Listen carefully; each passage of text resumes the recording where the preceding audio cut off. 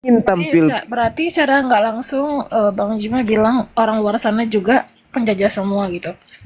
Enggak. Yang Kristen tuh sifatnya Islam masuk ke penjajah. Nusantara ini tidak melalui penjajahan. Hanya Kristen yang masuk ke Nusantara ini melalui penjajahan. Iya, tapi kan itu beda konteks bang, ajaran sama individu kan beda. Kok beda konteks? Ajaran agamamu memang يا هدي يا بشير يا طبيبي نبي الله خير خلق جميعا له أعلى المناسب والمراتب صلاة الله سبحان الله. Bismillahirrahmanirrahim. Assalamualaikum warahmatullahi wabarakatuh. Kamu semua yang dirahmati Allah. Semoga Allah senantiasa curahkan segala rahmat, segala nikmat yang berkepanjangan dan tiada ganggu ujung dari dunia hingga akhirat kelak insyaallah. Dan Allah pun kumpulkan kita para kaum muslimin di bawah naungan aras Allah beserta para nabi, beserta para orang-orang yang Allah kasih, Allah sayangi, Allah cinta insyaallah di bawah naungan aras Allah kelak di mana tiada naungan selain daripada naungannya insyaallah. Amin amin Allahumma amin. Kaum muslimin, pada kesempatan pagi hari ini saya akan membuka sebuah video di mana video ini mengisahkan tentang bagaimana perdebatan Akhisuma yang didatangi oleh para penghujat ya, dan ditantang duel segala macam. Ketika mereka kalah berdebat ya akhirnya seperti itu ya. Itulah orang-orang kafir, tapi menampakkan wajahnya saja tidak berani, tapi menantang-nantang, kan aneh. Baik kaum muslimin, demikian videonya. orang Yahudi, dan yang menyalibkan Yesus itu bukan orang Yahudi biasa, imam kepala mahkamah agama.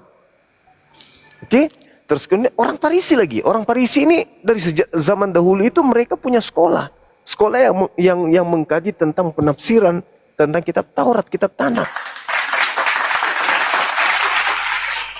Masakan mereka bernubuat tahun itu juga, sementara ternyata sudah ada nubuatannya dari kitab-kitab mereka sebelumnya. Yang lucu di Kristen ini, kenapa Anda mengambil nubuatan yang jauh tentang ada hubungannya secara literasi, sedangkan ada nubuatan yang disiapkan, yaitu Kayapas, imam kepala bernubuat. Kenapa Anda nggak pakai nubuatan itu?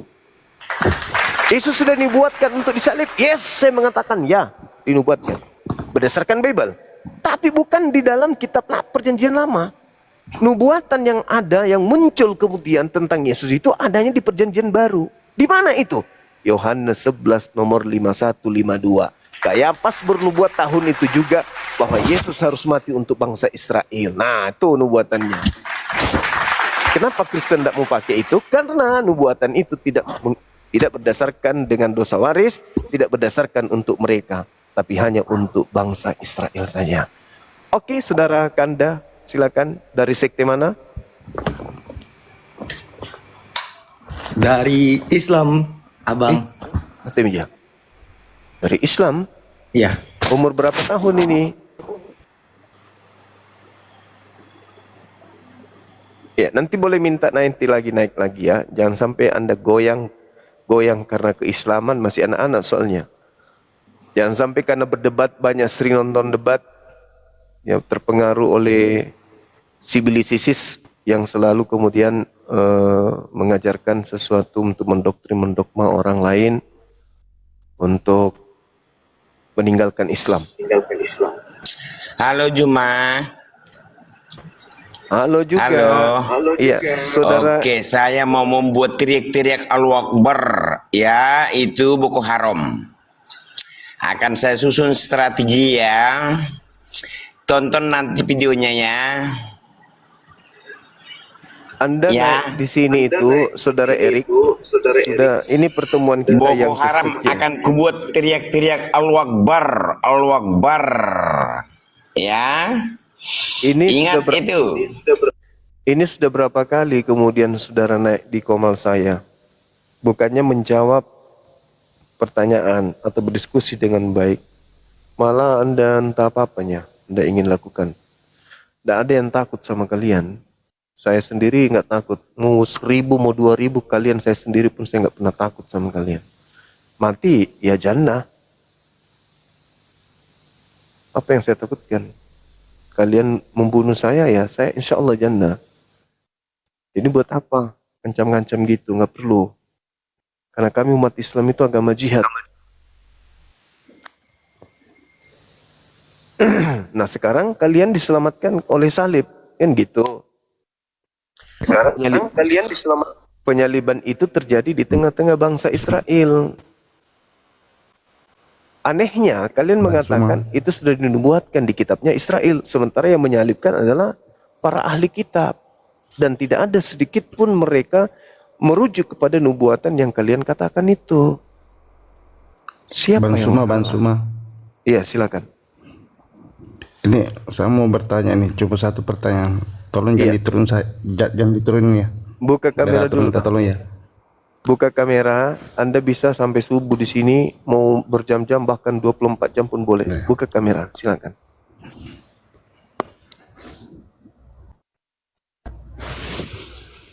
Silakan, Bang.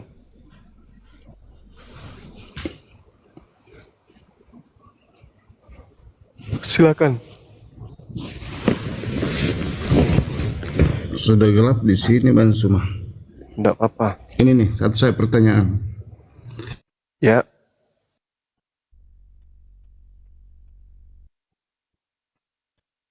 Silakan, Bang. Ini temanya ada, Bang. Bantu teman-teman kita ini sudah berapa malam tema ini.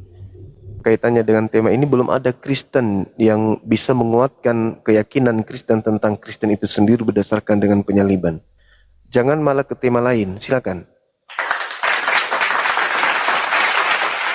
Ini kalau Kristen tak sanggup membantai ini, waduh, saya sendiri miris. Apa yang dipertahankan di Kristen gitu loh. Kalau ternyata penyaliban itu tidak punya dasar kuat terkait dengan doktrin dan dogma mereka. Pelakunya kan Bani Israel, pemilik kitab Tanakh. Dan kalau cuma sekedar pemilik saja nggak masalah, ini bernubuat pula. Bernubuat mereka. Imam kepala bernubuat tentang kematian Yesus.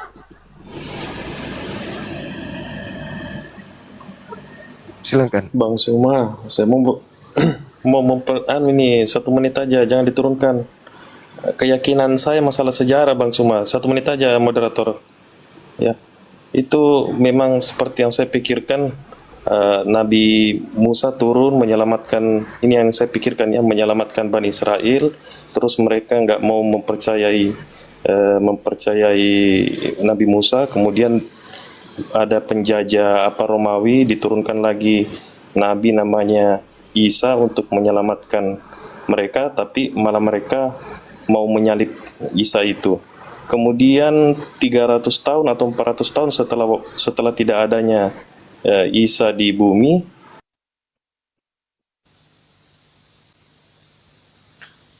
300 tahun setelah tidak ada, muncul dogma, doktrin, ajaran yang mengatakan dia turun mati untuk dosa, kan gitu ya.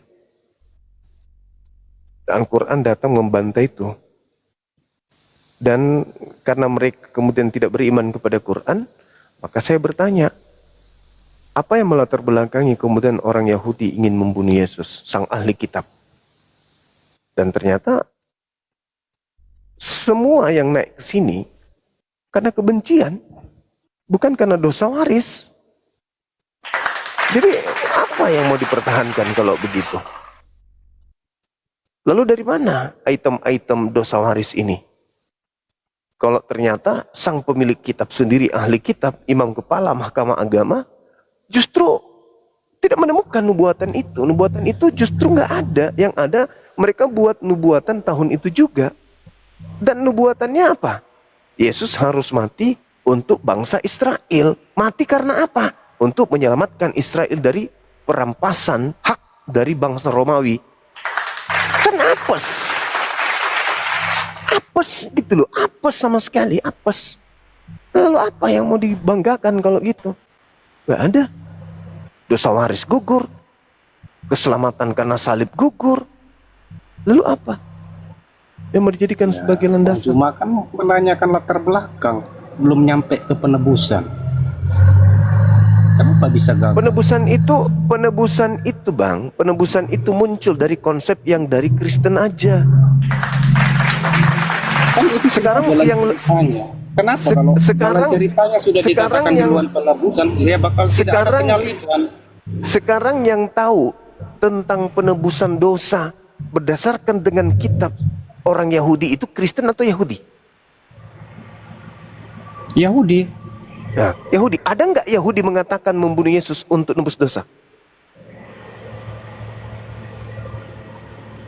Ya itu kan rencana Allah penebusan. Oh, Kalau dia dikasih, Saya ulangi. kalau dikasih tahu Saya di luar ulangi. tentang penyaliban, Ada tidak nggak? ada penyaliban. Ada nggak kemudian ahli Taurat, ahli kitab menyatakan bahwa Yesus disalibkan untuk dosa? Ada nggak? Ada atau nggak Tidak ada? ada. Tidak ada. Udah selesai. Itu kan rencana Allah. Dari Kalau mana? dikasih tahu di luar. Dari mana saudara mendapatkan rencana Allah? Rencana Allah. Nenekmu kiper. Kamu siapa? Kamu siapa? Rencana Allah. Kamu siapa? Emang lu pemegang kitab? Aku mau tanya, yang benar ini Alkitab atau kamu? Bibelmu yang benar kan? Makanya dari itu. Nah, karena itulah saya bertanya. Di dalam Bibelmu latar belakang penyaliban terhadap Yesus itu apa? Sehingga ahli kitab ingin menyalibkan. Iman itu, iman kitabmu yang benar itu katamu. Kenapa kamu tidak imani? Kitabmu mengatakan, mereka takut bangsanya dirampas oleh orang Roma. Ya sudah, berarti itu penyebabnya. Lalu dari mana Kristen mendapatkan judul? Nebus dosa harus mati karena sudah dinubuatkan Cahayu. Tapi itu hoaks karena tak ada di dalam kitabnya Yahudi. Nebus dosa pakai darah manusia.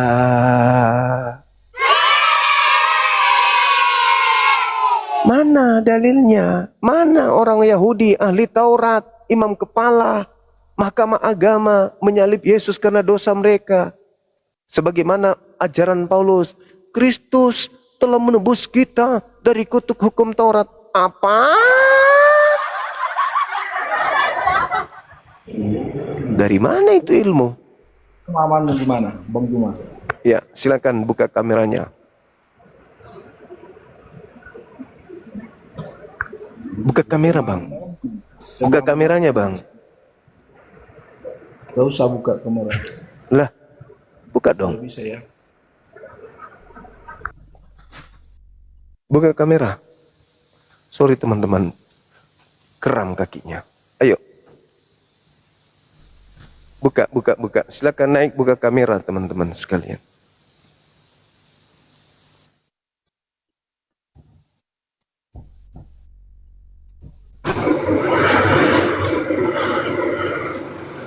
Halo Bang Juma, Halo juga saudaraku, silakan. ada nggak kencing onta? Di Arab mungkin bisa Anda dapatkan di sana. Kenapa nggak mau ikut ke sana, Min? Gak ada perintahnya minum kencing muntah di dalam kitab kami. Gak ada. Yang ada kutemukan di kitabmu. Yang kau ambil dari kitabnya orang. Kitab Yosua itu perintah Yeskil, perintah makan tai. Selamat malam semua. Malam juga. Nah, ini tanya sedikit aja. Pernahkah Muhammad membuat mujizat? Nabi Muhammad sallallahu alaihi wasallam itu membuat mukjizat. Salah satunya adalah ketika Nabi Muhammad mengajarkan bahwa wa ikhwanuhum yamutunahum fil ghayyi tsumma la yuqsirun. Orang-orang kafir itu adalah saudara-saudaranya setan yang akan membantu setan menyesatkan manusia untuk durhaka kepada Tuhan pencipta langit dan bumi.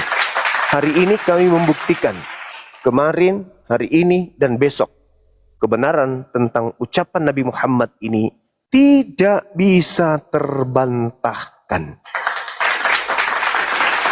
Wa iyad'una illa syaitanan marida. Bahwa orang-orang kafir menyembah iblis yang durhaka. Hari ini dan seterusnya Nabi Muhammad mujizatnya tahu bahwa orang-orang kafir itu menyembah setan yang durhaka. Wa idza husyiran nasu kanu lahum ibad. Wa idza husyiran nasu kanu lahum a'da wa kanu bi ibadatim kafirin. Nabi Muhammad tahu bahwa di hari terakhir nanti orang-orang kafir akan dimusuhi apa yang mereka sembah selain daripada Allah. Matius 7 nomor 22 23. Oh, itu mukjizat Nabi Muhammad. Masya Allah, luar biasa. Luar biasa, luar biasa. Silakan naik lagi, jangan sakit hati, jangan nyerang pribadi. Kita berbicara tentang kebenaran. Dan kalau sampai ini tidak ada dari tokoh Kristen yang mampu menjelaskan ini dengan akurat, maka tunggulah. Orang akan berbondong-bondong bersyahadat. Kalau untuk soal mujizat, saya rasa silakan di agama kami, Tuhan kami mungkin yang paling banyak untuk buat mujizat. Yesus mengatakan Kristus palsu akan melakukan banyak mukjizat. Apakah Anda bangga ketika Yesus mengatakan itu? Waspadalah kepada penyesat yang datang kepadamu memakai namaku. Mereka akan menyesatkan banyak orang. Dan Kristus palsu menurut Yesus, Matius 24 nomor 24 akan melakukan banyak tanda yang dahsyat dan mukjizat-mukjizat.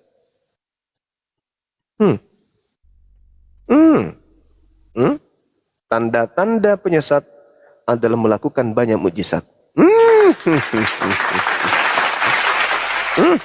Sakitnya itu di jantung.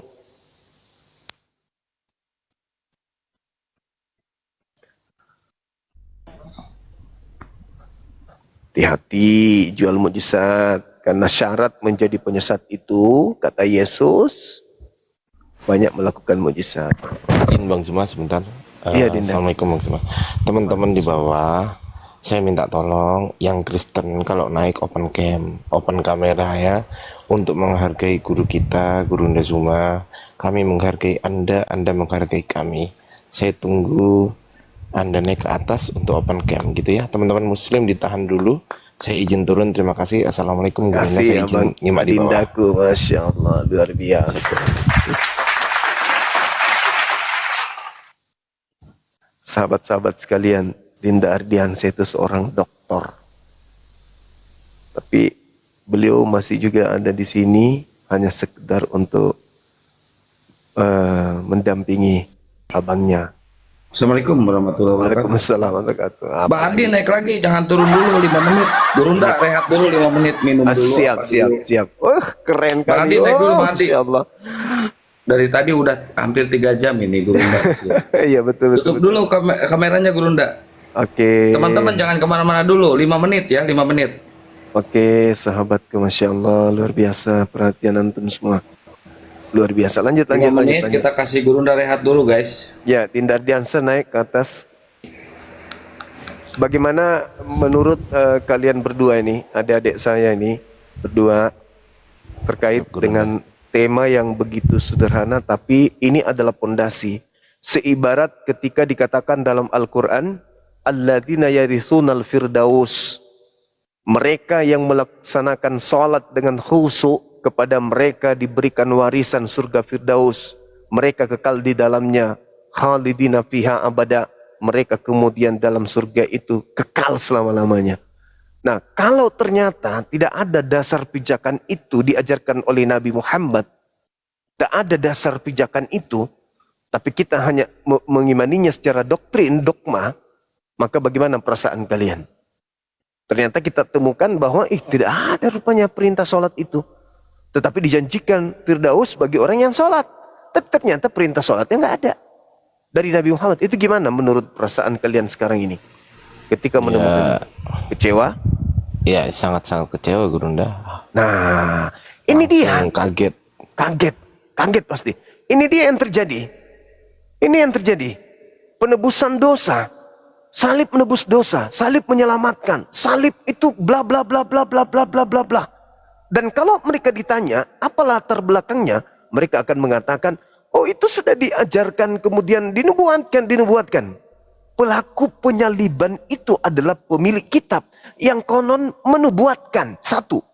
Yang kedua, ahli kitab, mahkamah agama, imam kepalanya saat itu justru bernubuat tahun itu juga. Apa isi nubuatannya? Yesus harus mati untuk bangsa Israel. Dan itu nubuatan bukan dari dirinya sendiri, tapi itu petunjuk, ilham, wahyu dari Tuhan katanya. Bahaya ini bahaya ini. Seorang imam kepala mahkamah agama, sang yang ahli tentang Taurat, sang yang ahli tentang kitab Yesaya, yang selalu dijilat, dicipok-cipok oleh mereka, dia mengatakan, itu kan sudah dinubuatkan. Mana nubuatannya? Yesaya 53.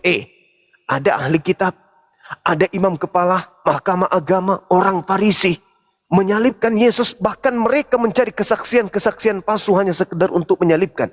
Ngapain mereka membuat tipu muslihat? Ngapain iblis harus merasuki Yudas? Ngapain harus Yudas berkhianat? Ngapain mereka harus menggunakan saksi-saksi palsu? Ketika kemudian ternyata di kitab mereka tertera, tersedia, tercantumkan kemudian nubuat untuk menyalibkan Yesus. Dan Yesus pun ngapain harus menghindar dari penyaliban? Kalau ternyata dia adalah sang firman, dialah yang berfirman, dialah yang mengatakan, dialah yang menetapkan, dia yang menubuatkan sebelumnya. Dia turun ke bumi menjadi manusia untuk dibunuh oleh manusia demi untuk dosa-dosa manusia. Kenapa dia harus menghindar? Harusnya yang terjadi adalah kekompakan antara ahli kitab dengan Yesus untuk tragedi upacara penebusan dosa dengan rangkaian kisi-kisi penyaliban yang disaksikan oleh orang-orang Yahudi dengan sukacita. Tapi faktanya itu tidak terjadi. Bahkan hari ini kita berdiskusi, bertanya kepada mereka, apa latar belakangnya? Rupa-rupanya ahli kitab. Apa kata ahli kitab? Mereka bernubuat, mereka tidak insaf adalah benar jika satu orang Yesus mati demi untuk bangsa mereka tidak dirampas dari penjajah Romawi dan seterusnya. Nah, ini yang jadi permasalahan nih. Ketika kemudian ternyata latar belakang penyaliban itu tidak didasari oleh doktrin dogma seperti yang dijual oleh orang Kristen untuk memurtadkan umat Islam. Bagaimana sahabat-sahabat menyikapi itu? Ada di saya, silakan. Saya tidur dulu, silakan. Waduh, jangan tidur, Guru. Tidur sambil enggak tidur lah, ya lanjut. Ya, jadi semua itu dari teman-teman Kristen, Gurunda. Menurut saya memang full doktrin itu, Gurunda. Tidak mungkin Tuhan yang Maha Kuasa, yang menyayangi utusannya, terus kemudian dengan rencana yang cukup jahat gitu kan, kok tiba-tiba pengen menyalibkan anaknya itu, menyalibkan hambanya itu kan juga nggak masuk akal, Gurunda. Jadi konsep penebusan dosa itu menurut saya Gurunda, adalah konsep yang konyol itu, Gurunda. Konsep yang tidak pernah sama sekali diajarkan oleh Yesus, Gurunda. Itu dari saya. Harusnya Yesus itu bukan buat bangsa, kacamatanya keren gitu. Bukan buat bangsa Yahudi, harusnya bangsa Romawi. Karena apa? Karena satu Romawi Kristen. Yahudi sendiri nggak ada yang Kristen. Harusnya Yesus itu untuk bangsa Romawi. Salah itu. Ini judul ini udah 3 hari ya teman-teman, dicatat ya. Baru 3 hari. Soalnya targetnya seminggu sampai 2 minggu. Wah, keren Mardi. Masya Allah. Apa sih ini kacamatanya istriku tak pakai? Oh gitu. Biar nggak terlalu sering kena radiasi HP kan, bukan cuma tiap hari aku lihat HP, tiap menit deh. Itu sih. Ya benar, radiasi HP bahaya ini soalnya. Saya aja ini plus ini sejak ini aja, sejak tua.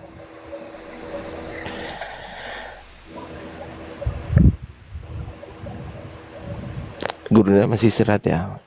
Minum dulu bentar. Udah biasa nih, hampir tiap hari nih. 5 menit buat rehat, Gurunda. Iya, karena kalau terlalu duduk terlalu lama, Gurunda, terus kemudian nggak nyadar bahwasanya udah duduk terlalu lama, itu berbahaya bagi organ tubuh. Serius, itu berbahaya. Orang yang duduk di depan komputer tanpa istirahat itu bahaya juga loh, teman-teman. Berjam-jam tanpa istirahat itu bahaya juga, teman-teman. Bukannya duduk itu istirahat, Mahdi? Duduknya apa dulu nih? Duduk bersandar atau duduk apa kalau duduk bersandar seperti saya gini aman aja, tapi kalau duduknya ngadep komputer, pikiran bekerja, kan otaknya kan kerja juga ya kan, terus kemudian ya itu bukan istirahat itu namanya. Tapi lebih enak duduk bersandar loh Bang Hardi daripada menyandarkan hidup. Iya. Boleh. Ya, bagi teman-teman Kristen di bawah, saya akan naikkan satu-satu lagi. Ya. Kita akan naikkan satu lagi. It's my hope. Halo, it's my hope. Are you there?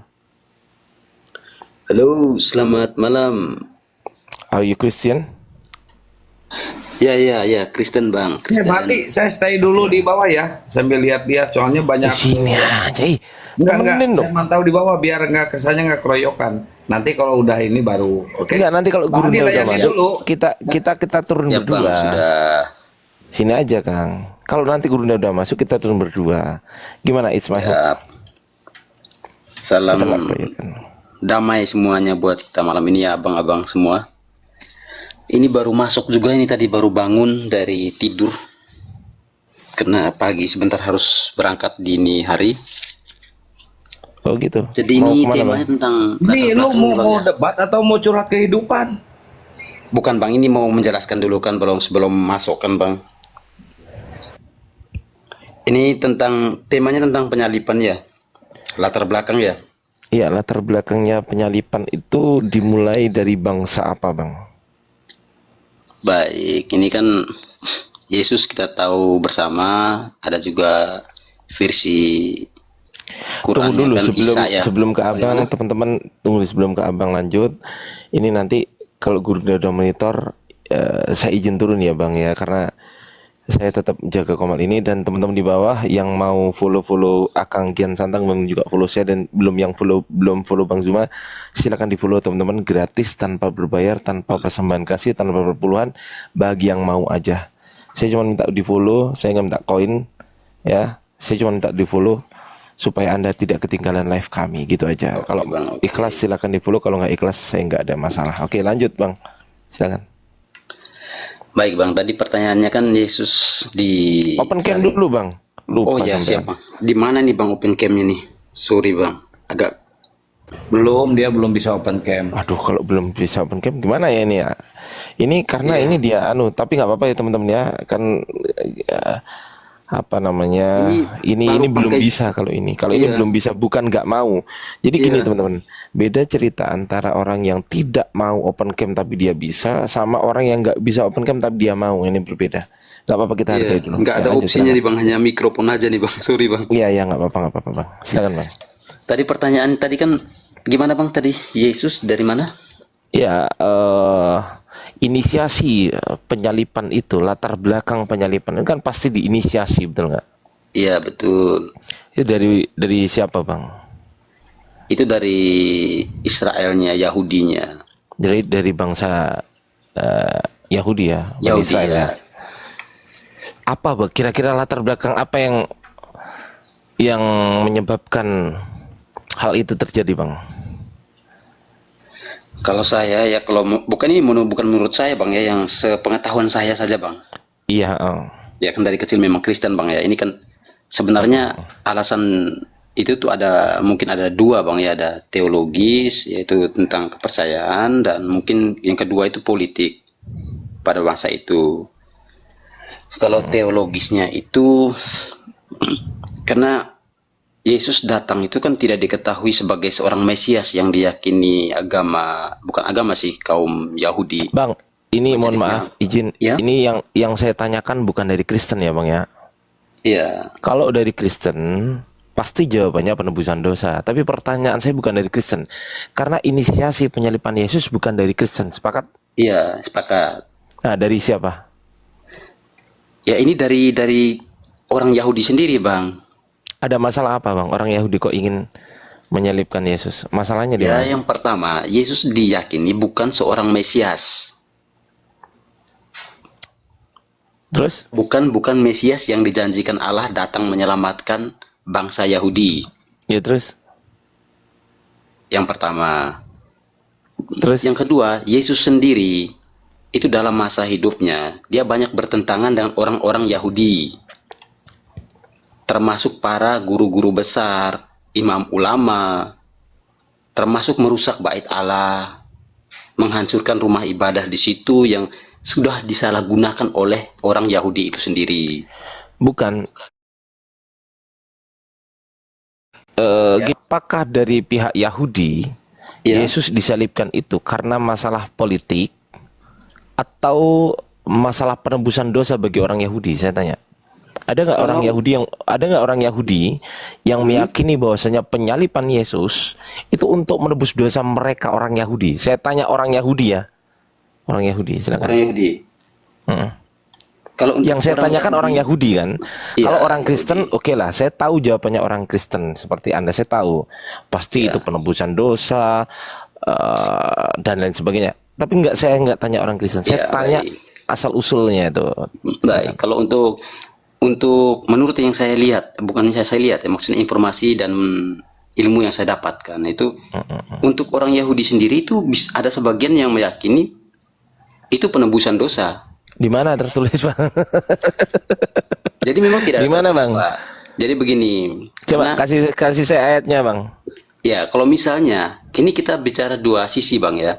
Kalau misalnya itu bukan penebusan dosa, bisa jadi bukan penebusan dosa karena yang saat itu yang menjatuhkan hukuman mati hukuman salib kepada Yesus itu kan petinggi-petinggi dari Romawi sendiri. Siapa, Bang, namanya, Bang? Nah, itu saya kurang jelas, Bang. Saya juga bukan orang-orang yang mendalami ke sana. Kayafas itu di situ, Bang, Yahudinya Yahudi Tarutung. Kalau Sanhedrin itu Romawi ya, Bang ya? Itu kurang paham juga sih, Bang. Mahkamah agama Romawi ya Sanhedrin itu. Terus kemudian Kayafas itu Romawi juga kan? Betul nggak? Atau gimana? Ya, mungkin bisa jadi, Bang. Bisa jadi. Iya. Nggak gini. Siapa orang Yahudi yang mempercayai bahwasanya proses penyaliban ini untuk menebus dosa gitu, siapa, Bang? Orang Yahudi mana, Bang? Tertulis di mana, Bang? Ya, itu kan terbukti dengan banyaknya pengikut Yesus pada waktu itu, Bang. Bukan itu pertanyaan saya. Ya. Pertanyaan saya begini, Bang.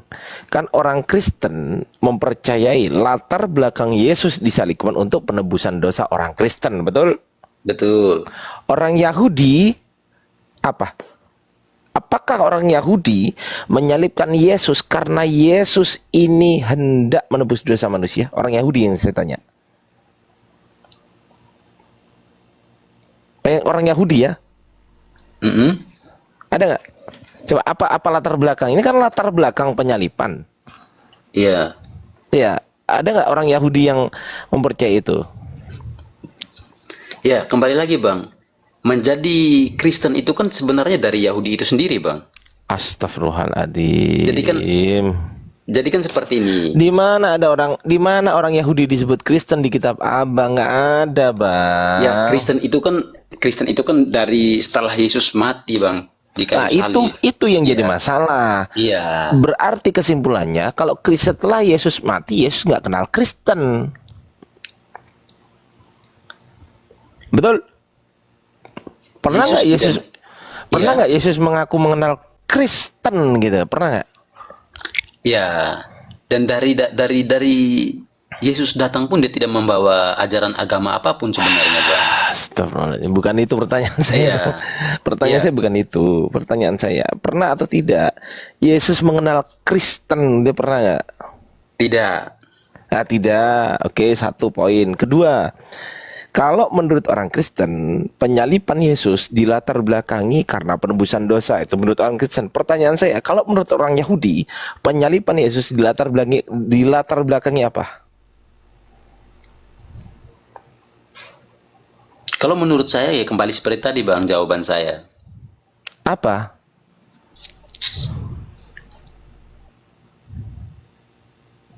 Apa?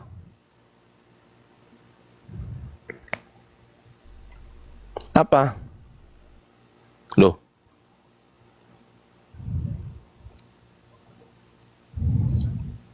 Apa bang? Kalau yang teologis tadi kan sudah saya jelaskan bang. Kalau yang politik kan ya ada Teologis ini kepentingan. kan larinya ke anu nanti ke mana, ke Kristen. Saya nggak Penebusan. tanya Kristen. Iya, saya nggak Iya. tanya Kristen loh bang. Iya iya. Kalau Kristen saya udah tahu jawabannya, itu menurut Kristen. Saya tanya menurut Yahudi bang. Ya kalau menurut Yahudi kenapa Yesus disalibkan ya karena itu yang paling mendasar itu karena mereka meyakini bahwa Yesus itu datang bukan sebagai Mesias, sedangkan Yesus sendiri mengaku sebagai anak Allah begitu.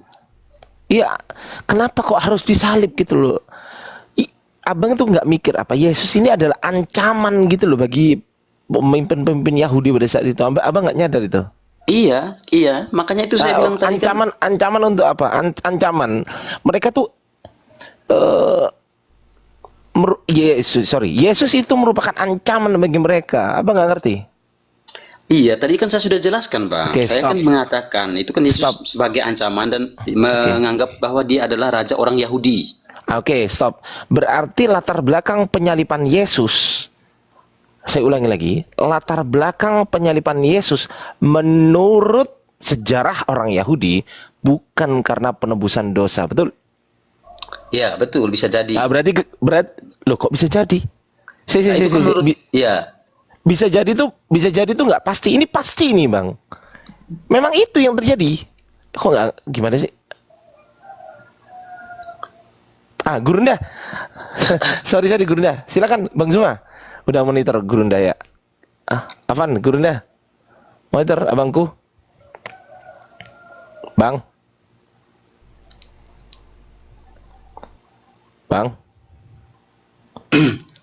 Selamat malam Bang Zuma. Itu. Oke. Izin Gurunda, saya dibawa dulu Gurunda. Nyimak Gurunda. Terima kasih Dino, terima kasih. Siap abangku, siap. Teman-teman izin dibawa dulu ya. Assalamualaikum Gurunda. Selamat malam Bang Zuma, izin. Ya. Iya, malam Bang, malam. Siap. Tadi saya kira Bang Zuma sudah istirahat. Tadi sudah ditanya juga. Siap. Ini maaf, ini kameranya memang tidak bisa di on cam Bang. Tadi juga sudah dicoba, tapi opsinya cuma ada yang mikrofon ini Bang. Oke. Saya kembalikan ke moderator. Allahu Akbar, Masya Allah. Gimana terkait dengan materi ini? Karena ini penting. Kalau kami di Islam itu udah final, bahwasanya keinginan orang Yahudi menyalibkan Nabi Isa karena mereka ingin membuat makar, disebabkan karena apa yang dilakukan oleh Nabi Isa alaihissalam itu justru menjadi ancaman bagi keberlangsungan mereka pada saat itu, dalam arti kata nafsu duniawi yang orang-orang Yahudi atau Bani Israel yang mereka anut dari nenek moyang mereka terhadap pembangkangannya kepada Nabi Musa itu kembali lagi terhadap Nabi Isa alaihissalam, sehingga mereka membuat makar. Jadi tak ada sedikit pun dalam Islam itu Nabi Isa ingin disalib karena dosa waris, karena ingin menebus orang-orang Roma, orang-orang Yunani, orang-orang di luar Bani Israel, itu nggak ada dalam kaidah Islam. Nah, satu-satunya data yang bisa menyelamatkan kemudian doktrin dan dogma gereja atau Kristen dalam hal ini adalah ketika kita mampu memberikan data orang-orang Yahudi ahli kitab dalam hal ini menyalibkan Yesusnya itu karena memang punya latar belakang berdasarkan dengan apa yang digaungkan oleh gereja. Yesus disalib sudah dinubuatkan. Siapa pelaku penyaliban? Yang pemilik kitab yang katanya menubuatkan di dalamnya. Tapi faktanya yang saya temukan di dalam Bible, imam kepala yang paling tertinggi pada tahun itu justru bernubuat Yesus harus mati untuk bangsa Israel tok, bukan untuk bangsa di luar Israel. Kematiannya pun bukan karena nebus dosa, tetapi untuk membebaskan mereka dari penjajahan bangsa Romawi. Nah, bagaimana Anda menyikapi hal ini? Silakan. Baik, Bang. Jadi mungkin sebelum itu mungkin ada kaitannya Bang ya. Ini kita bicara tentang bangsa Yahudi, kaum Yahudi. Kembali lagi ke seperti zaman Nabi Musa Bang ya. Mungkin di Quran juga ada ceritanya itu ya. Dari awal bangsa Yahudi dijajah di Mesir, di masa perbudakan, itu diselamatkan oleh Allah dan dibawa ke tanah perjanjian Bang ya. Itu juga ada cerita di dalam Al-Quran. Dan dalam masa Nabi Musa ini membawa kaum Bani Israel atau bangsa Yahudi ini keluar dari masa perbudakan itu cukup lama di padang pasir, dan itu tujuan Allah jelas menyelamatkan mereka. Tapi akhirnya banyak orang-orang tua yang dianggap menjadi tetua di sana menentang Allah bahwa selalu dicobai, dan mereka membangun bahkan Allah emas, Allah perak, Allah perunggu, dan itu pun akhirnya sampai kepada zaman Yesus. Para tetua-tetua agama Taurat di situ, itu mereka tetap tidak meyakini bahwa Yesus bukanlah Mesias yang diharapkan begitu. Jadi kenapa Yesus dianggap bertentangan dengan mereka? Karena memang Yesus dari awal tidak setuju dengan apa yang diperlakukan oleh orang-orang Yahudi ini kepada bait Allah. Makanya di situ Yesus menghancurkannya, tidak membenarkan apa yang terjadi di sana, begitu. Kemudian kenapa tadi Bang Zuma bertanya, penebusan atau penyaliban Yesus itu bukan untuk seluruh bangsa dan bukan untuk menyelamatkan semua umat manusia di luar dari bangsa Israel. Mungkin itu bisa benar, tapi ada satu perkataan Yesus, yaitu ajarkan semua yang sudah kalian lihat, beritakan ini kepada seluruh dunia. Mungkin salah satunya termasuk tentang penyalipannya. Di situ tidak diharuskan bahwa kita sebagai umat Kristen ini harus mengikuti, tapi kita cukup mengimani saja. Kita meyakini, seperti itu Bang Zuma. Oke. Jadi saya tidak mendapatkan poin Bang dari latar belakang orang Yahudi ingin menyalib Yesus ini karena akan datangnya hari agama Kristen sebagai solusi kehidupan manusia untuk selamat. Sebenarnya saya berharap ada dari pihak Kristen yang menjelaskan ini latar belakangnya, hubungannya dengan akan hadirnya sebuah konsep agama yang disebut Kristen. Tapi ternyata itu terlalu jauh, bahkan sekedar untuk mengambil satu poin dari rangkaian prosesi agama Kristen, yaitu menyalib karena dosa yang dibawa oleh Adam sampai kepada keturunannya, itu pun tak ada rangkaian itu. Dengan kata lain, kalau kita ingin mencari benang merah tentang kekristenan yang bersumber daripada penyaliban, itu pun kita kehilangan arah. Karena kenapa? Pelaku eksekutor daripada penyaliban itu boleh kita katakan ada dua kekuatan. Yang pertama kekuatan daripada Yudaism, orang-orang Yahudi. Cakupan daripada pelaku di sini, mereka adalah orang yang ahli terhadap kitab yang digunakan oleh Kristen justru sebagai sumber awal adanya penyaliban. Tapi ternyata mereka tidak menjadikan kitab ini sebagai acuan, malah bernubuat.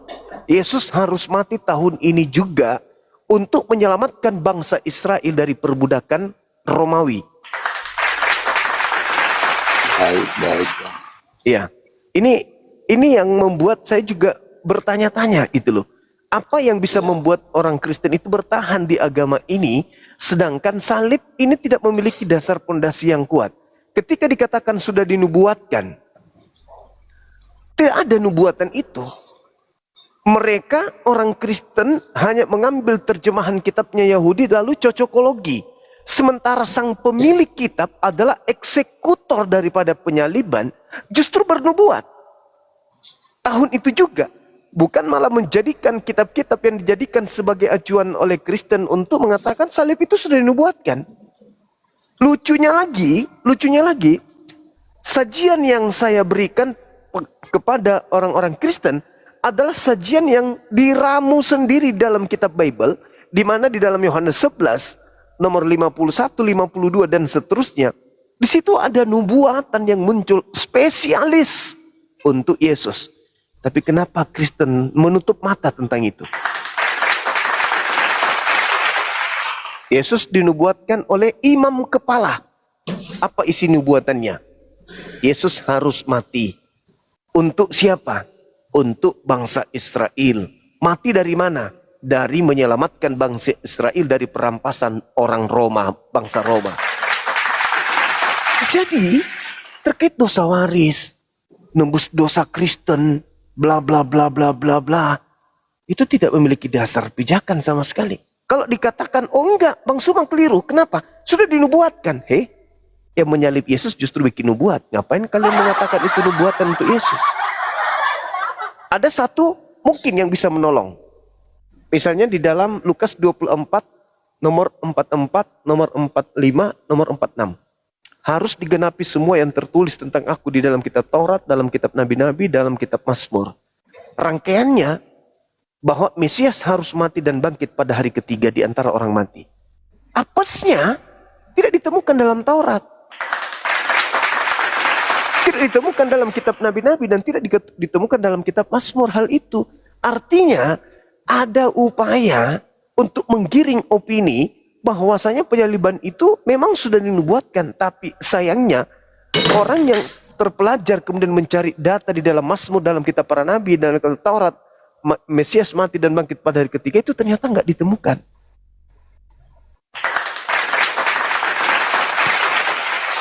Jadi nyatalah bagi kami umat Islam ini, agama saudara Kristen ini tidak berlandaskan kepada ajaran nabi-nabi. Seperti itu, Bang. Karena untuk mengetahui kitab Tanak, untuk paham tentang kitab Taurat, untuk mengerti tentang kitab Yesaya, Yeremia, Samuel dan seterusnya, Pengkhotbah dan seterusnya, Hosea dan seterusnya, harus kita kembalikan kepada sang pemilik kitab. Bukan kepada kita yang hanya membaca terjemahan saja. Saya kira begitu, Bung. Silakan. Iya, baik. Ya, kurang lebih yang pengetahuan saya seperti itu sih, Bang Zuma. Ini mohon maaf jika jawaban saya tadi mungkin kurang begitu mengenai atau kurang begitu pas, Bang ya. Soalnya ya saya bukan juga tipe, bukan tipe sih, Bang. Bukan termasuk orang yang terlalu mendalami seperti itu. Iya, oke. Jadi terima kasih, Bang, atas waktunya. Sama-sama, Bang. Sudah dinaikin juga. Sama-sama. Salam damai, Bang. Salam sejahtera. Sehat selalu, Bang ya. Iya, sama-sama, Bang. Baik, selamat pagi, Bang. Ini sudah menjelang pagi. Baik, Bang. Baik. Oke, teman-teman sekalian, silakan. Masih ada lagi yang mau menjelaskan kepada kami tentang teori ya. Teori dari doktrin yang diajarkan kemudian oleh gereja.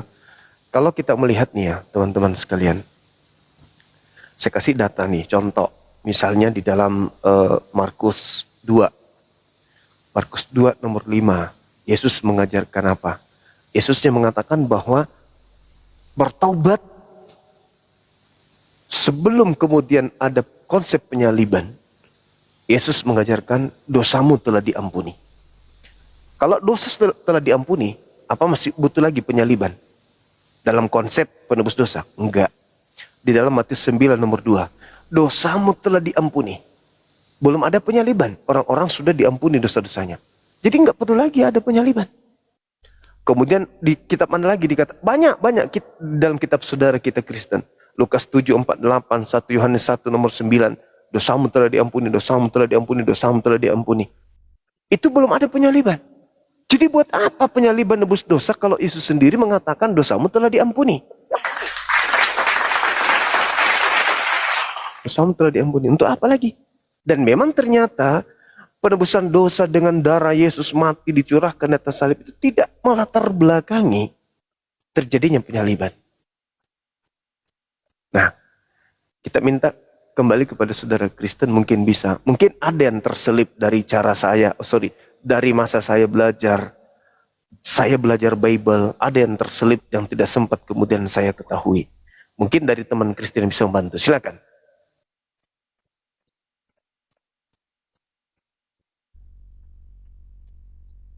Silakan saudara Vio, buka kameranya.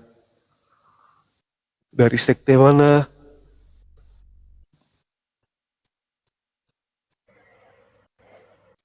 Saudara Indra, silakan. Dari sekte mana, Bang?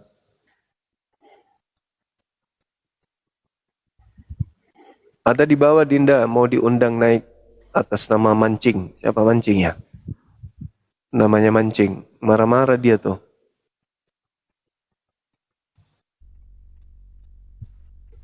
Saudara Mancing, silakan minta permintaan. Mancing tradisional timur, silakan naik, Bang. Kita mengundang Anda untuk naik ke sini.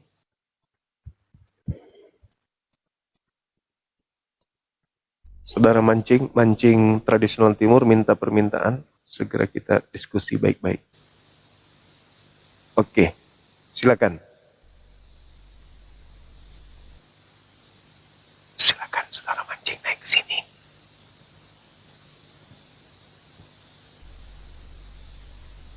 Ayo. Halo. Mana? Saudara mancing mana? Naik bang, naik bang. Sini bang, sini bang. Bang sini bang. Nih bang sini. Mana? Katanya sudah. Gak ada. Saudara mancing ini katanya minta dinaikkan, kok nggak naik-naik. Mana siapa ini? Bikin lelucon aja. Halo saudara Oten, silakan. Ya. Iya, buka kameranya. Kita diskusi baik-baik. Ini hal yang sangat Di mana ya? krusial, sangat fundamental, yang sangat kameranya di mana ya? Sangat menentukan. Ya, oh nggak, belum bisa bang ini. Saudara ini Ika dari sekte mana Ika?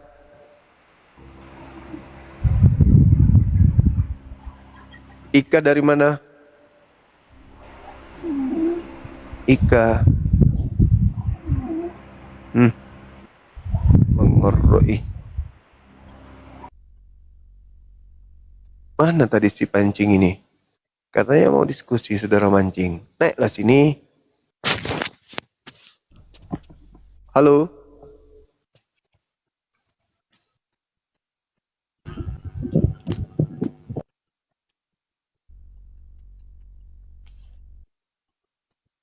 Halo.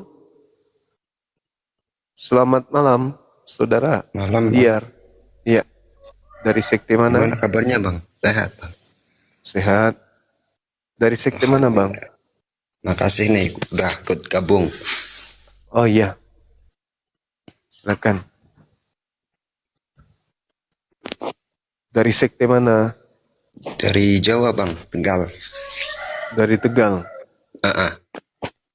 Katolik, Protestan? Alhamdulillah saya Islam. Alhamdulillahirrabbilalamin. Iya, saudara Emak. Dari sekte mana, Emak?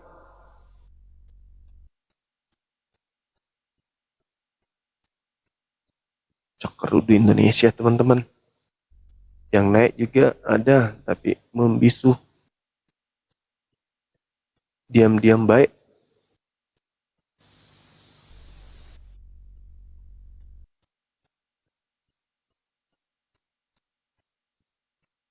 Halo. CR7.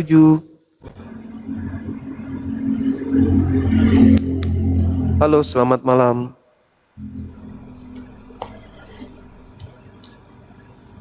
Halo.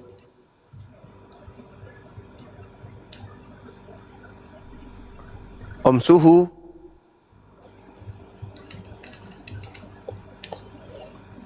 Pada naik tapi gemetaran, teman-teman. Gimana tuh? Naik tapi gemetaran di atas. Mengomong dia. Dinaikkan tapi ngomong. Halo Bang Juma. Halo juga. Bisa buka kamera? Iya, diskusi dulu bentar Bang. Oke, silakan Anda jelaskan tema ini. Apa latar belakang orang Yahudi ingin menyalib Yesus? Ya tentu bicara alasan ya Bang Juma ya. Tentu kita harus merujuk kepada historis dan politisnya ya. Iya. Tentu di sana kan kronologisnya jelas tuduhan penghujatan. Dalam hukum Yahudi Yesus dituduh menghujat, kan begitu? Berarti bukan karena dosa waris. Ya makanya kita alasan historisnya dulu. Iya, itu persoalan dosa waris kan itu Alkitabiah dong. Bukan. Ya, kalau berbicara mengenai Alkitabiah, terus yang Anda maksud Alkitabiah ini sasarannya adalah kitabnya orang Yahudi, yang menyalib Yesus itu Anda tahu. Dia itu ahli kitab. Imam kepala loh yang hadir di situ, bukan ecek-ecek, bukan pendeta pastor yang modal terjemah yang hadir di situ. Tapi mereka yang paham betul dengan kitab mereka, ahli kitab, orang-orang. Iya makanya tadi saya nggak setuju abang bilang bahwa ya tapi kan imam-imam kepala itu kan abang bilang tadi bernubuat. Masa sih imam kepala bernubuat? Malah orang itu mencemooh Yesus pada saat itu, bahkan mereka mengelolok Yesus dong. Dalilnya di situ mengatakan bernubuat. Imam kepala bernubuat. Itu kan secara historisnya kan mereka tuduhan penghujatan kepada Yesus karena Yesus. Imam kepala bernubuat bukan dari dirinya sendiri. Berarti ada pewahyuan di situ, ada ilham. Kan abang tadi yang bilang bahwa imam-imam kepala bernubuat. Iya. Nah, kapan imam kepala bernubuat dan di mana itu tertulis dalilnya? Yohanes 11 nomor 51-52. Sedangkan imam kepala justru apa yang Anda pertahankan kalau tertulis seperti itu? Percuma aja menangis, Bang. Tangismu tidak akan menghentikan kebenaran. Tangismu tidak akan menutupi kesesatanmu. Percuma nangis. Itu jelas loh. Kok abang bilang bernubuat imam-imam kepala? Bahkan Yesus diolok-olok sama imam-imam kepala. Dalilnya begitu. Bukan menangis. Artinya abang itu jangan memframing yang enggak benar begitu. Abang paham nggak arti nubuat? Dalilnya begitu. Dalilnya seperti itu. Ya harus paham dong kita apa arti nubuat itu. Jangan kita salah. Imam kepala bernubuat tahun itu juga Yesus harus mati untuk bangsa Israel. Kalau mau menangis abangku jangan di sini.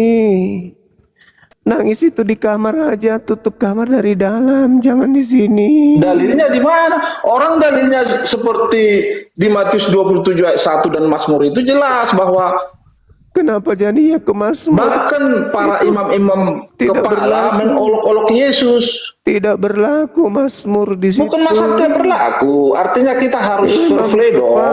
Tidak menggunakan Mazmur, malah dia bernubuat. Imam kepala tidak pernah bernubuat. Masa imam kepala bernubuat? Di situ tertulis di Yohanes 11 nomor 51-52. Makanya Bang, kau harus ngerti apa arti nubuatan. Begitu. Artinya ketika kita nggak paham definisi nubuatan itu sangat. Jangan menjual kesedihan di sini. Curhat aja di pendeta. Pendeta, kenapa ternyata Yesus itu disalib oleh ahli kitab, ternyata bukan untuk dosa-dosa kita. Tapi hanya. Waalaikumsalam. Ya, selamat malam, silakan. Ada yang bisa kami bantu? Ya, saya dari Islam ya Bang, saya mau bertanya boleh? Iya, tanya apa? Bolehkah saya turun tanpa bertanya? Boleh. Halo, selamat malam Saudara Ridwan.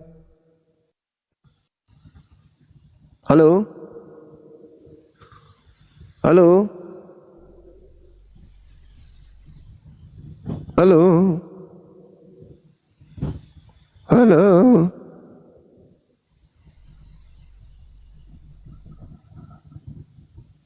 Hmm. Hmm. Hmm. Hmm. Halo. Selamat malam. Duluan yang ada dibanding Islam. Makasih. Ada nggak landasan? Oke, baik. Sebenarnya jangankan agama Kristen, ajaran Yesus aja ditolak sama Kristen, jadi sulit. Yesus Aku itu, nanya konteksnya yang Islam, maaf ya, bukan nanya yang Kristen.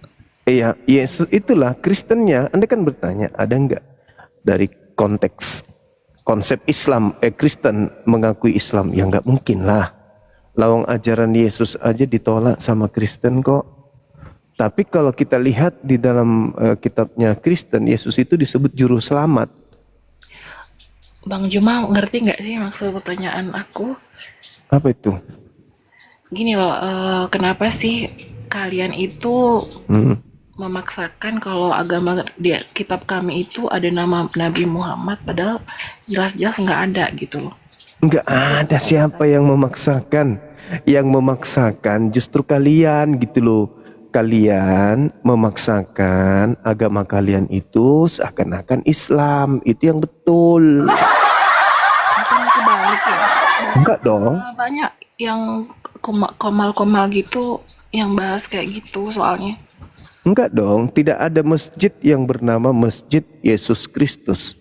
Tapi gereja banyak atas nama Gereja Isa Al-Masih.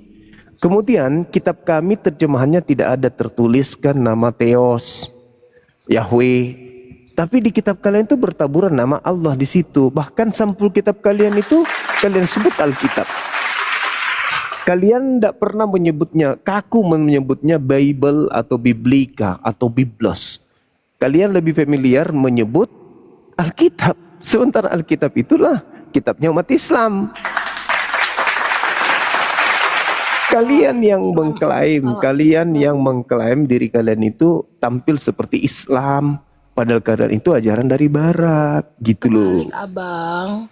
Nah sekarang coba sekarang kamu lihat kitabmu. Apa sampul tertulis dalam kitabmu itu? Sampulnya apa yang tertulis? Itu Alkitab baca. Nah sekarang pertanyaan saya, dari mana Kristen mengambil kata Alkitab ini? Emang dari sananya Alkitab. Hah? Kitabmu itu bahasa aslinya apa? Ya Injil. Bahasa asli kitabmu itu apa? Bahasa Inggris kah? Yunani. Hah? Bahasa Yunani. Bahasa Yunaninya yang ada di sampul kitabmu dalam bahasa Yunani itu apa? Aku kurang merhatikan. Nah ini makanya bahasa Yunaninya itu bukan Alkitab. Alkitab itu nama lain daripada Al-Quran. Alkitab itu kitabnya Nabi Isa. Al-Quran yang mengatakan itu, Inni Abdullah atani Alkitab. Nah sedangkan di dalam Bibelnya orang Kristen dalam bahasa Yunani tidak ada kata Alkitab. Di Indonesia, Kristen masuk ke Indonesia itu nanti di abad ke-16. Islam masuk ke Indonesia di abad ke-8. Lebih duluan Islam masuk ke Nusantara daripada Kristen. Ketika Kristen kitabnya datang dibawa oleh penjajah Belanda, diterjemahkan ke dalam bahasa Indonesia, kitab yang tadinya bahasa Belanda, bahasa Inggris ini dirubah menjadi Alkitab. Jadi yang ingin tampil menjadi ke-Islam-Islaman itu ya ada Kristen. Emang ucapan-ucapan ada buktinya ya? Gimana? Emang ucapan-ucapan Bang Juma barusan yang bilang dibawa sama orang Belanda itu ada buktinya? Lah siapa yang membawa agama Kristen ke Nusantara ini kalau bukan penjajah Belanda? Duluan agama Kristen Bang memang. Kenapa? Kan secara histori juga kan duluan agama Kristen baru ada Islam. Kata siapa? Nusantara ini lebih duluan Islam. Justru yang mengusir Kristen itu adalah agama Islam. Kerajaan-kerajaan di Nusantara ini sudah menjadi kerajaan Islam, kesultanan Islam. Saya berasal dari kerajaan Islam. Nah, datanglah kemudian penjajah Belanda, Portugis, masuk ke Nusantara membawa agama Kristen. Agama Kristen itu datang belakangan ke Nusantara ini melalui penjajahan Belanda dan Portugis. Begitu, jadi Portugis dan Belanda bersaing untuk merekrut orang pribumi ini. Ada yang mengajarkan Katolik, ada yang mengajarkan Kristen, Protestan. Rebutan mereka. Nah, lahirlah kalian. Kalian ini entah itu mungkin budaknya penjajah kah, punya keturunan, atau antek-anteknya penjajah. Karena tidak mungkin keturunan pahlawan mengikuti agama penjajah, nggak mungkin. Gitu, jadi yang ingin tampil. Berarti secara nggak langsung Bang Juma bilang orang luar sana juga penjajah semua gitu. Enggak. Islam masuk ke Nusantara ini tidak melalui penjajahan. Hanya Kristen yang masuk ke Nusantara ini melalui penjajahan. Beda konteks Bang, ajaran sama individu kan beda. Kok beda konteks? Ajaran agamamu memang itu harus diajarkan kepada seluruh makhluk dengan cara apapun. Coba Anda baca Filipi 1 nomor 18. Agama Kristen itu diajarkan dengan cara apapun boleh. Dengan menipu, dengan mengelabui, dengan baca. Larangan perintahnya nggak boleh. Baca Filipi 1 nomor 18. Baca. Enggak, itu beda, itu enggak. Kok beda? Itu isi kitab sendiri kok beda. Belum lagi kalau Anda melihat di ulangan. Kalau Anda membaca ulangan 20, kalau Anda membaca, oh enggak dong, saya enggak membaca setengah-setengah. Tapi tidak mungkin saya sekali mengucapkan langsung segepok Bible itu keluar dari mulut saya. Ketika saya berbicara, maka isi kitab itu terurai seayat demi seayat. Tidak mungkin satu gepok langsung keluar dari mulut saya. Ketepak, itu enggak mungkin. Bilang aja kalau Anda nggak ngerti Bible.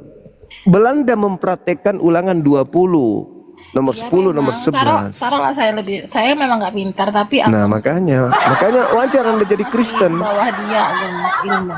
Udah gitu. Wajar Anda menjadi Kristen kalau gitu. Iya, wajar Anda masih Islam juga. Iya, karena saya paham Bible, makanya saya tetap Islam. Siapa yang mau jadi Kristen kalau sudah paham Bible? Nggak ada. Tidak ada orang yang mau bertahan di agama Anda kalau dia sudah paham kitab Anda, kecuali mereka yang sudah terlanjur menikmati materi. Setiap bulan panen, tiap bulan panen. Paham Bible tapi karena duniawi, faktor duniawi. Kalau mereka berhenti kemudian menjadi pengajar, dompetnya, uangnya dari mana? Sumber keuangan dari mana kalau tidak mengajarkan lagi itu? Mereka paham, tapi yang mendengarkan ini, yang dipetolo-tolo ini, dongeng-dongeng si beleng-beleng ini, ya kayak Anda tidak ngerti isi kitab Anda sendiri, tapi ngotot menuduh Islam ke Kristen-Kristenan. Sorry, najis, tralala tralili, najis. Na'udzubillah, summa na'udzubillah, kami mau tampil seperti agama kalian. Yang ada misionaris kalian Anda lihat tampil seperti Islam, ngaku mantan kiai, ngaku pemilik pesantren, ngaku bahasa Arab bisa, ngaku lulusan Kairo, Mesir, Arab, Al-Azhar, lulusan Al-Azhar, lulusan Al-Akhyar, lulusan Al-Muttaqin, padahal lulusan alkohol. Itu ngaku-ngaku menggunakan istilah-istilah Islam. Kalau kami mana mau, bret, najis tralili, 7 turunan. Aku tampil, aku ini adalah mantan pendeta. Nauzubillah min zalik, mantan pemakan babi dong. Aku ini mantan makan babi dong. Najis, siapa yang mau? Bodoh. Oke, teman-teman sekalian, saya rasa sudah cukup sampai di sini dulu ya. Nah, demikian dari Ngamusim ini, yang dimana perdebatan itu berlangsung ya. Dan banyak sekali orang-orang Kristen ini ya seperti itu. Kalau naik ya, tidak punya keberanian untuk berdebat, tapi ngamuk-ngamuk ya, tidak bisa berdebat, tidak berani untuk mendebat secara dalil, ya akhirnya ngamuk-ngamuk. Ya begitu-begitu saja ya. Karena memang ketika orang tidak tahu cara berdebat dan tidak mempunyai ayat ataupun sanggahan yang dari apa yang tertulis di dalam isi kitabnya, maka dia akan mengamuk-ngamuk begitu. Baik kaum muslimin, mungkin hanya itu saja yang dapat saya sampaikan dan saya Iri Budusani. Wassalamualaikum warahmatullahi wabarakatuh. يا هدي يا بشير